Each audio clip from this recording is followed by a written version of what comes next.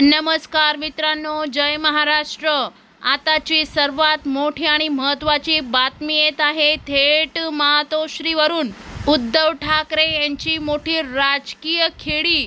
या देशामध्ये ठाकरे नावाचा ब्रँड नेमका काय असतो हे आता सर्वसामान्यांना तर माहीत होतेच, परंतु देशातील मोठमोठ्या नेत्यांना ठाकरे नावाचा ब्रँड काय आहे ते आता हळूहळू समजण्यास सुरुवात झाली आहे। एकनाथ शिंदेंनी ठाकरेंची शिवसेना पळवल्यापासून खरी शिवसेना ही शिंदेंचीच असल्याचं केंद्रात, दिल्लीत आणि महाराष्ट्रात बऱ्याच नेत्यांना वाटत होतं। ज्यांना उद्धव ठाकरेंनी 15-15, 20-20 वर्ष आमदार मंत्री केलं, तसेच नेते म्हणत होते की ठाकरेंची शिवसेना ही शिंदेंची शिवसेना आहे, त्यामुळे आता ठाकरेंकडे काही उरले नाही असं म्हणणारे आमदार आणि मंत्री आता यांनी यू-टर्न घेतला असून जे आहे ते ठाकरेंचंच आहे असं म्हणणाऱ्या नेत्यांची आता भली मोठी रांग मातोश्रीच्या दिशेने लागली आहे। मित्रांनो, सध्या एक बातमी समोर येत आहे, ती म्हणजे एकनाथ शिंदेंच्या शिवसेनेमधून उद्धव ठाकरे यांच्या शिवसेनेमध्ये होत असलेले प्रचंड मोठे पक्षप्रवेश।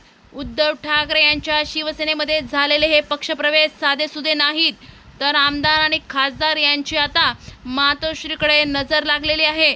ज्या मातोश्रीने आपल्याला इथपर्यंत मोठं बनवलं, आपल्याला मंत्र्यापासून पदांपर्यंत, कॅबिनेट मंत्र्यांपर्यंत, मुख्यमंत्र्यांपर्यंत नेलं, आता त्याच मातोश्रीकडे जाण्याची वेळ आली आहे असं सर्व नाराज आमदार आणि खासदार म्हणताना दिसत आहेत। केंद्रातील सत्ता काही शेवटपर्यंत टिकत नसते, कधीही सत्ता अजय नसते, सत्तेचा अमरपट्टा घालून कोणीही आलेलं नसतं असे म्हणत आता आमदार थेट उद्धव ठाकरे यांच्या पाया पडू लागलेत। उद्धव साहेब, ही आमची शेवटची चूक होती, यापुढे अशी चूक होणार नाही असे काही आमदारांनी आदित्य ठाकरे, संजय राऊत यांच्याशी संपर्क करून देशात चाललेल्या या राजकारणाला कंटाळून आता भाजप आणि शिंदे सेनेसोबत राहणे कठीण असल्याचे प्राथमिक त्यांनी म्हणायला सुरुवात केली आहे।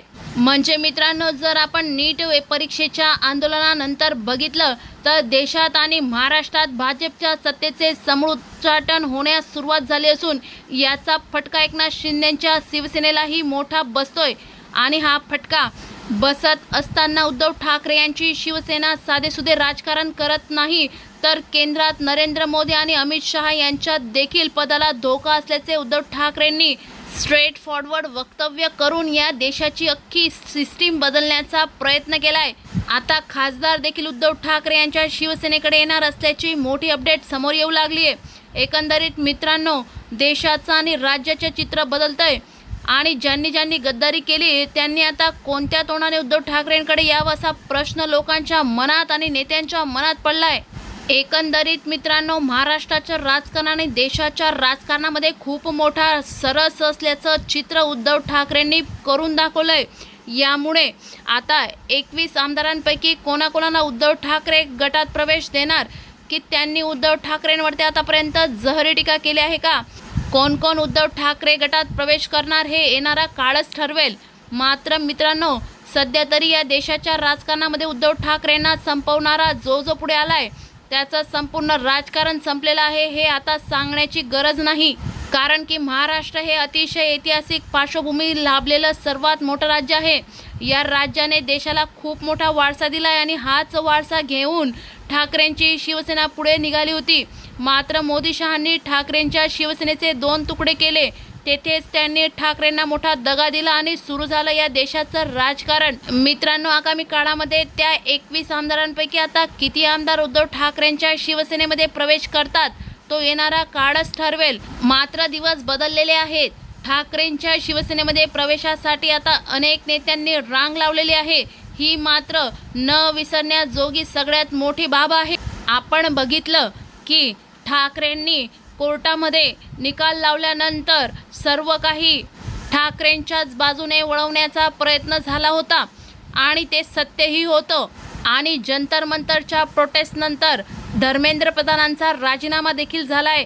ह्या मोठमोठ्या राजकारण्यांनी आता देशाच्या राजकीय व्यवस्थेला सुधारण्याचा प्रयत्न केलाय।